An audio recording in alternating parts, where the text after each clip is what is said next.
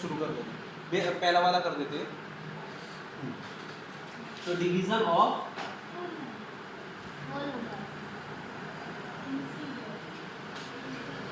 Whole number या फिर कह दो इंटीजर,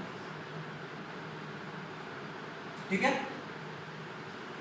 अब ये कैसे करेंगे, जैसे हमने दिया क्वेश्चन को, तो आपको दिया है, मैंने अभी कराया था 4 डिवाइड हो रहा है किससे, 2 से, ये आपको मैंने करा दिया। 6 डिवाइड हो रहा है 3 से। अब ये ध्यान रखना, ये नंबर डिवाइड होता है और ये डिवाइड करता है, मतलब ये क्या होता है, डिविडेंड, और ये क्या होता है, डिवाइड, ठीक है। अगर इसको ऐसे लिखें 6/3, तो ये भी डिविडेंड और ये क्या होगा, डिवाइड, ठीक है। डिनोमिनेटर जो होता है डिवाइजर, वैसे इसको क्या बोलते हैं, न्यूमरेटर, और इसको डिनोमिनेटर। तो ये कंफ्यूजन कई बार हो जाता है, कौन किसको डिवाइड करा, कई बार बच्चे क्या करते हैं 6 से 3 को डिवाइड कर देंगे, उल्टा कर लिख देते हैं। तो ये ध्यान रखना, डिविडेंड 6 यानी कि जो डिवाइड हो रहा है, और डिवाइजर 3 जो डिवाइड कर रहा है, बाद वाला डिवाइड करता है। और इसको अगर फ्रैक्शन फॉर्म में लिखना है तो ये होगा, इस तरह से। ये बहुत कंफ्यूजन होता है, इसलिए इसको फोकस रखना इसको।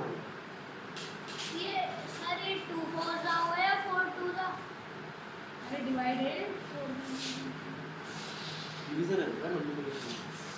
अब देखो इसमें क्या होगा, इंटीजर्स के अंदर पहले सिंगल डिजिट डिवीजन, फिर double digit division, triple digit division, जैसे वहाँ मल्टीप्लिकेशन था, single multiplication, double multiplication, triple multiplication, इसी तरह से यहाँ पे डिवीजन है। तो single digit division I think मुझे कराने की जरूरत इतनी ज़्यादा नहीं है, लेकिन सिंगल डिजिट में मैंने नॉर्मल वाला करा दिया विदाउट रिमाइंडर।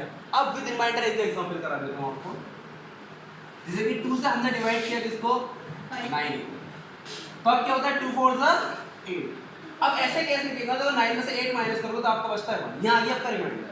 या तो आप इसका रिमाइंडर छोड़ सकते हो, लेकिन अगर इसको पूरा सॉल्व करना है तो आप क्या करेंगे, हम इसमें डेसिमल लगाएंगे ऊपर, और डेसिमल लगाने के बाद यहाँ 0 इंक्रीज कर देंगे, ठीक है। तो फिर क्या होगा, 2 5 जा 10, और 10 के फॉर्म में कुछ नहीं आया तो आप इसका आंसर लिख सकते हो 4.5, ठीक है। या ऐसे लिख सकते हो 9/2 इक्वल होगा किसके, 4.5। अब दूसरा एग्जांपल देखो, अब एक ऐसे एग्जांपल ले लेता हूँ, जैसे मैं 3 से डिवाइड कर रहा हूँ 10 को, तो इसको यहाँ नहीं लिखते। नेक्स्ट एग्जांपल अगर आप देखें, मैंने क्या डिवाइड किया, 10/3 को करना है, तो जब इसको सॉल्व करेंगे तो मैं डिवाइड कर रहा हूँ 3 से 10 को, अगर 3 से 10 को डिवाइड करेंगे तो 3 3 का 9, रिमाइंडर बचा 1। देखो रिमाइंडर यहाँ पे भी बना रहा था, रिमाइंडर यहाँ पर भी बना रहा था, यहाँ डेसिमल लगाया 0, यहाँ भी डेसिमल लगाया था 0। जब यहाँ हमने इसको डिवाइड किया पूरी तरह से डिवाइड हो गया, यानी कि कौन सा डेसिमल है, नॉन रिपीटिंग डेसिमल।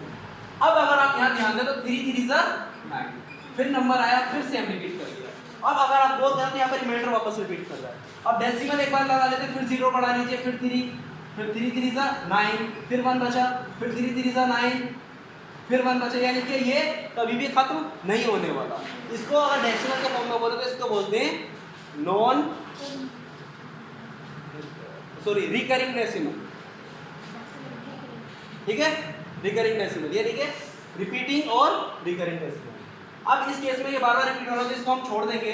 तो अब इसको अगर लिखना तो हमारे क्या 3 3 बार बार कंटिन्यू रहेगा, तो इस केस में अब हम इसको लिख सकते हैं 10/3 it's equal to 3 decimal 3 3 3 3 and and का मतलब है कि ये कंटिन्यूअसली चल रहा है, इसकी कोई लिमिट नहीं है, कभी रुकने वाला नहीं है। लेकिन अब इसको अगर शॉर्ट फॉर्म में लिखना हो तो आप इसको लिखेंगे 10/3 इट्स इक्वल टू 3 डेसिमल 3 बार। अब ये बार इसमें लगा देते हैं, ये जो बार लगाए ये इंडिकेट कर रहा है ये नंबर बार बार रिपीट हो रहा है, ये बार इंडिकेट करता है इस नंबर का रिपीटेशन इसको, ठीक है, क्लियर।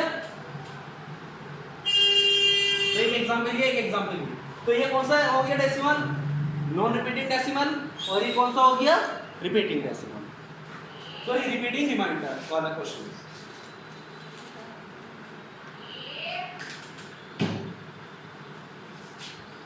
जल्दी से इसको नोट कर लो, फिर आगे हम कंटिन्यू करते हैं।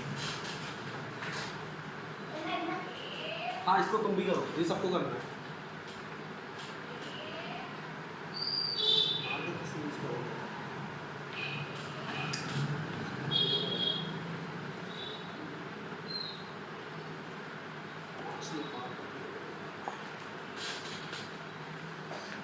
अच्छा, जहाँ तक मुझे लगता है इस पे और क्वेश्चंस कराने की ज़रूरत नहीं है।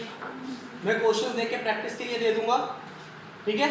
आप क्वेश्चन प्रैक्टिस करना है मुझे इसमें। आपको दे देगा प्लीज। जी हाँ, मैं आपको ऐड कर दूँगा, जो पुराना वर्क है वो आपको पर्सनली सेंड कर दूँगा। बस एक आप मुझे रिमाइंडर डाल दीजिए, मैं रिमाइंडर भूल जाता हूँ, तो काम इतना होता है याद नहीं रहता। सर मेरे पास ही है। ठीक है, तो बाकी कल कंटिन्यू करते हैं इसको यहीं पे एंड। किसी को कोई डाउट हो तो अभी क्लियर कर लीजिए आप लोग। मतलब कल से मुराद है कि नेक्स्ट क्लास मे बी शायद संडे हो, संडे का हो तो आपको इन्फॉर्म कर दूंगा, मंडे में तो इंशाल्लाह आपकी डेफिनेटली क्लास होगी। संडे को तो मैं